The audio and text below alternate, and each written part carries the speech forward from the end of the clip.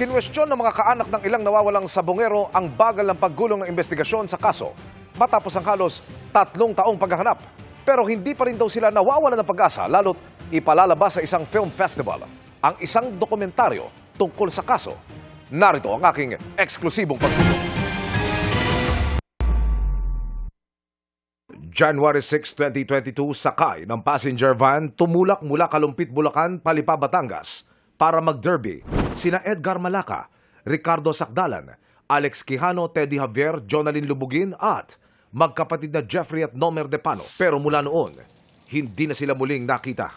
Ang kanilang sinakyang van nahatagpo ang abandonado sa bahagi ng Kalumpit kung nasaan na ang 7 magkakaibigan pati ang nasa mahigit 20 iba pang missing sabongeros. Palaisipan pa rin sa kanilang mga kaanak matapos ang halos 3 taon. Masakit po na hanggang ngayon baliwala yung mga nawawala namin mga pamilya. Hindi nga na po namin alam kung saan na po kami lalapit.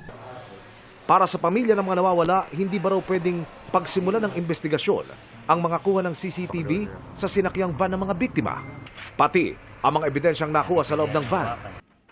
Hindi pa rin daw sila nawawalan ng pag-asa, lalo ngayong nalaman nilang isa ang Lost Sabongeros sa mga ipapalabas sa Quezon City International Movie Festival.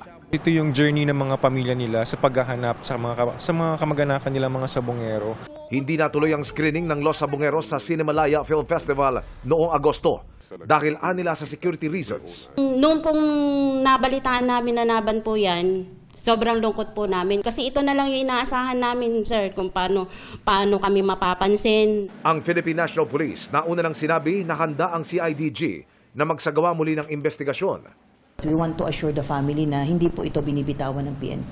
Si Justice Secretary Boying Remulla sinabing pinag-usapan na nila ni CIDG Director Nicolas Torre at NBI Director Jaime Santiago ang muling pagbubukas ng kaso. We intend to follow through on the Sabongero cases. We do not intend to abandon anybody here. The fact that the families have not been following up with us lately is something that happens, but we are not abandoning our pursuit for justice. Para sa GMA Integrated News, Emil Sumangil, Nakatutok, 24 Oras.